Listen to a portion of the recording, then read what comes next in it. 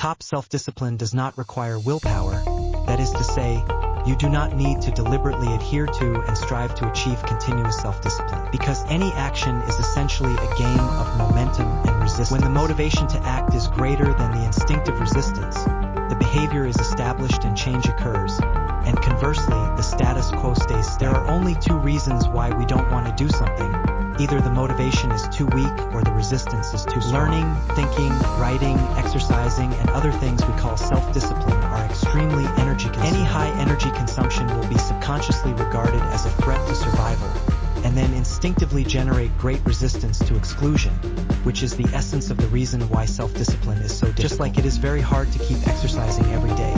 But if I told you that I would give you $1 million if you kept running for 30 minutes a day for a month, I believe that almost everyone would be able to do it. So you cannot do self-discipline, not because you have weak willpower, lack of perseverance, laziness, self-indulgence. The root of the problem is the lack of strong enough to overcome the instinctive resistance to your inner motivation. Their own inner cannot find the meaning of the effort or are not sure of the return on effort, so there is no behavioral motivation. In fact, the discussion of how to self-discipline itself is a pseudo-proposition, because self-discipline itself is not a goal. Not to mention the self-motivated performance, he is just a person in the process of realizing the goal of a natural outward state. And to really achieve this state, the most efficient way is to improve and tap their own internal motivation. How to get a constant stream of internal motivation. Simple, establish an iterative system of process feedback. To obtain the motivation to continue to take action, it is not enough to rely only on the desire for ambitious goals, but also need the process of problem-solving pleasure,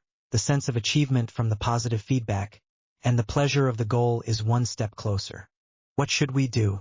The first step is to find your deepest desires. You can ask yourself 3 questions. What is my goal in doing this? What do I want to achieve through it?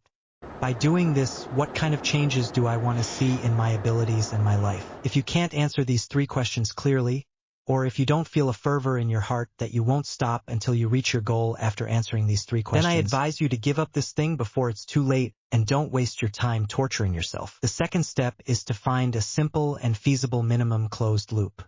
Again, ask yourself 3 questions.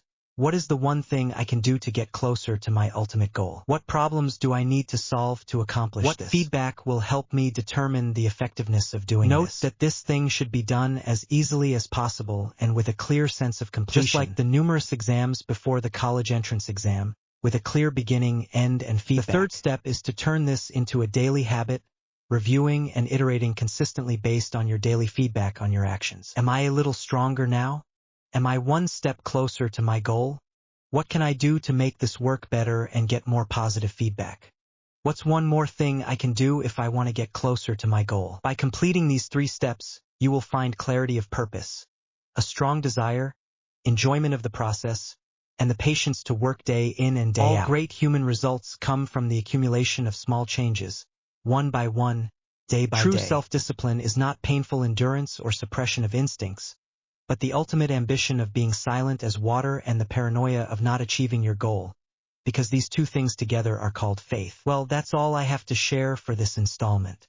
If you like my program, remember to like the attention collection. With your encouragement, I will continue to work hard.